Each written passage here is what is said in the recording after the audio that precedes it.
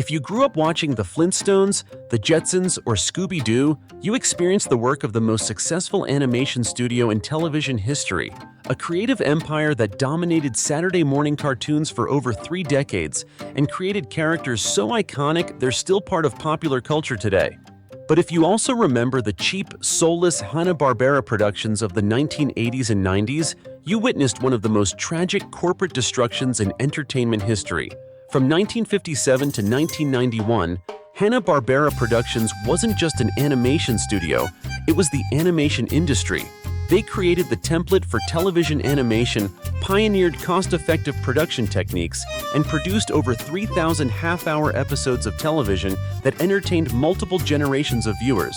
But here's what most people don't realize. Hanna-Barbera's downfall wasn't caused by changing audience tastes, technological obsolescence, or natural market evolution. The studio that had survived and thrived through 4 decades of industry changes was systematically destroyed by corporate ownership that valued short-term profits over the creative excellence and craftsmanship that had built the empire in the first place. So what exactly happened to Hanna Barbera?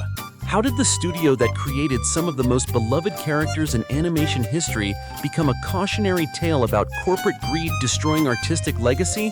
Why did the company that had mastered the art of television animation lose its way so completely that its name became synonymous with cheap, formulaic content? The answer isn't what you think. Because what killed Hanna-Barbera wasn't just about animation or television at all. It was about 3 systematic corporate decisions that nobody saw coming, and they would transform not just how the studio operated, but how an entire generation of viewers would remember one of the most important creative institutions in entertainment history. But before we understand what went wrong, we need to understand just how revolutionary and dominant Hanna-Barbera was during their golden age. To understand the downfall of Hanna-Barbera, we need to go back to 1957, when William Hanna and Joseph Barbera weren't just starting an animation studio. They were creating a new form of entertainment that would define television animation for the next 30 years. Hanna-Barbera in the late 1950s and early 1960s was unlike anything that had existed in animation before. While Disney focused on theatrical releases with massive budgets and years-long production schedules, Hanna-Barbera figured out how to create quality animation specifically for television. Animation that was affordable, producible on tight schedules, and designed to work within the limitations and opportunities of the television medium. Their breakthrough came with the Flintstones in 1960, the first animated series to air in prime time, proving that animation could appeal to both children and adults, and that television animation could be both commercially successful and creatively satisfying. But what made Hanna-Barbera so revolutionary wasn't just their business model. It was their understanding that television animation required different storytelling techniques, character designs, and production methods than theatrical animation. They developed the limited animation technique that used fewer frames per second and repeated character movements to reduce costs while still maintaining visual appeal and storytelling effectiveness. I remember watching the Jetsons as a kid and being completely captivated by the futuristic world they had created. The backgrounds were detailed and imaginative, the characters were expressive and memorable, and the stories were funny and engaging. It never occurred to me that this was cheap animation. It felt like a complete, fully realized world. This was the genius of Hanna-Barbera's golden age. They understood that good animation wasn't about how many frames you used or how much money you spent. It was about creating characters that audiences cared about and stories that were worth watching. And for over 2 decades, this philosophy made Hanna-Barbera the most successful animation studio in the world. But then something changed. And that change began with Hanna-Barbera's first systematic corporate decision, prioritizing quantity over quality to meet the demands of an expanding television market. The turning point came in the late 1970s when Hanna-Barbera, now owned by Taft Broadcasting, began producing an enormous volume of content to fill the growing number of television time slots that needed animated programming. Instead of focusing on creating a smaller number of high-quality shows that could become cultural phenomena like the Flintstones and Scooby-Doo, the studio began mass-producing dozens of forgettable series that were designed to meet programming quotas rather than creative standards. This marked the beginning of what I call the Great Dilution, a systematic effort to produce as much content as possible with as little creative investment as possible. Shows like The Flintstone Comedy Show, Scooby's All-Star Laugh Olympics, and dozens of other spin-offs and variations were created not because anyone had a compelling creative vision for them, but because the studio needed content to fill television schedules. The most heartbreaking example of this shift was what happened to Scooby-Doo. What had started as a clever mystery series with memorable characters and engaging stories was transformed into an endless series of variations, spin-offs, and crossovers that diluted the original concept until it became a generic brand rather than a specific show. This revealed the fundamental change in how Hanna Barbera viewed their properties, not as creative works with artistic integrity, but as brands that could be exploited and extended indefinitely for commercial purposes. But Hanna Barbera's second systematic decision was even more devastating. They decided to abandon the craftsmanship and attention to detail that had made their Golden Age productions so memorable and beloved. In the 1980s, Hanna Barbera executives made a decision that revealed just how far they had strayed from their original creative mission. They decided that the detailed backgrounds, expressive character animation, and careful voice acting that had defined their classic shows were unnecessary expenses that could be eliminated to increase profit margins. This led to a generation of Hanna Barbera productions that looked and felt completely different from their classic predecessors.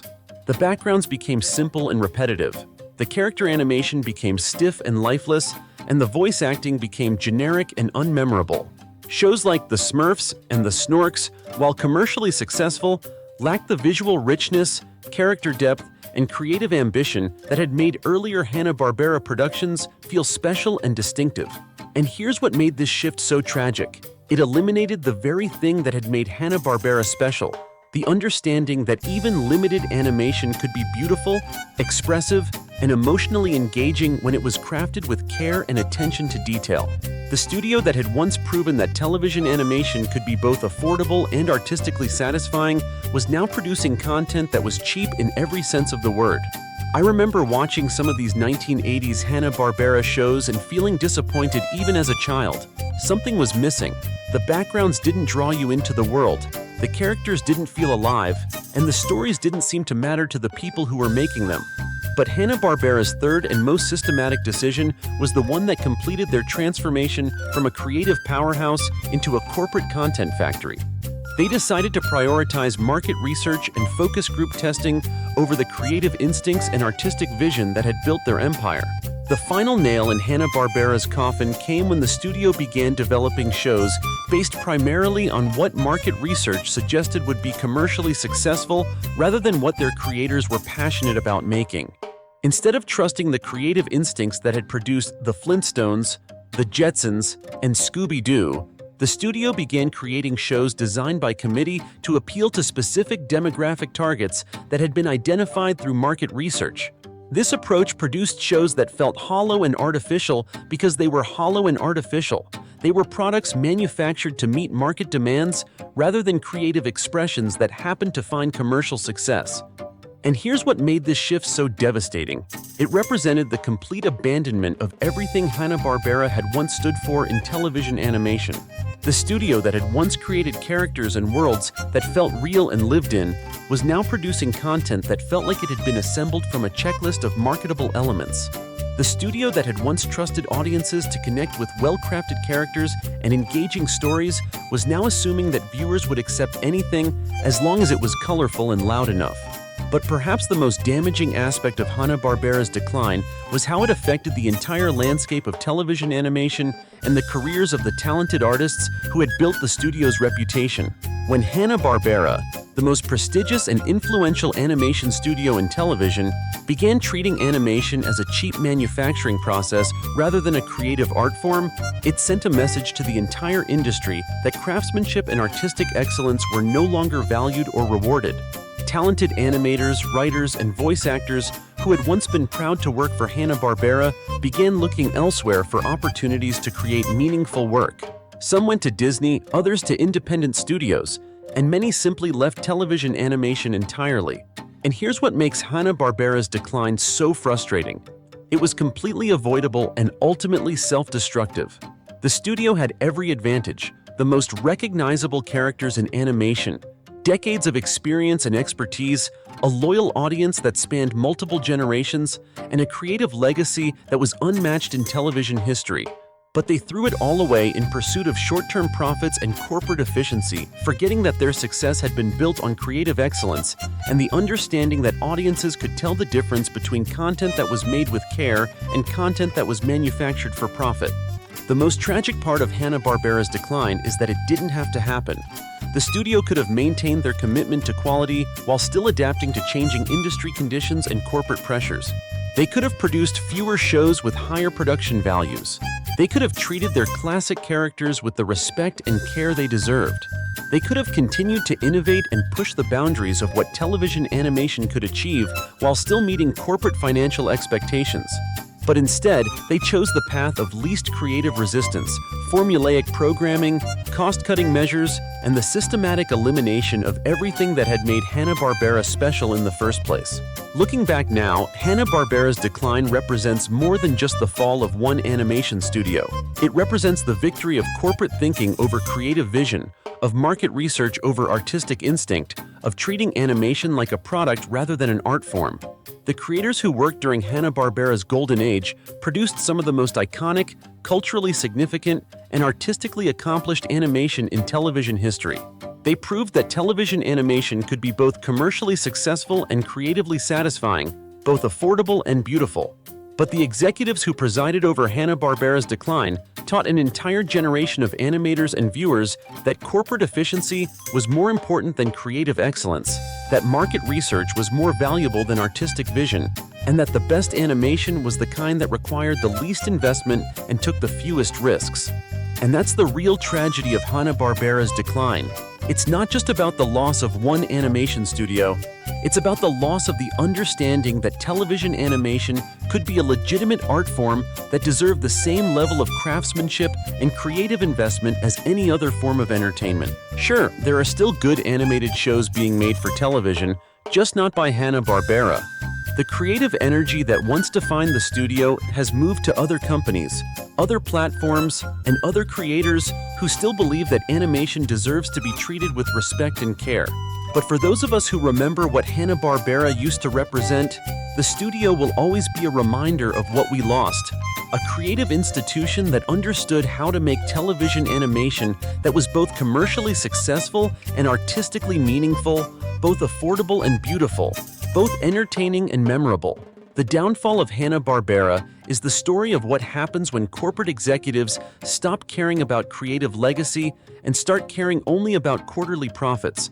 It's a cautionary tale about the importance of protecting artistic vision from market research, and a reminder that the best animation, like the best art of any kind, comes from creators who are given the resources and freedom to pursue their vision rather than execute corporate mandates. And honestly, in a world where animation is increasingly treated like a cheap form of content rather than a sophisticated art form, maybe we need to remember what Hanna-Barbera used to represent: the radical idea that television animation could be both commercially viable and artistically excellent, both affordable and beautiful, both entertaining and meaningful. How do you remember Hanna-Barbera? Did you experience both the Golden Age classics and the later decline? Can you feel the difference between the care that went into shows like the Flintstones and the Jetsons versus the mass-produced content of the 80s and 90s? Share your thoughts about what made classic Hanna-Barbera special and what we lost when corporate priorities took over in the comments. If this made you think about how corporate decisions destroyed one of animation's greatest institutions, please subscribe to the channel and check out the videos on your screen. There's so much more nostalgic media history to explore together.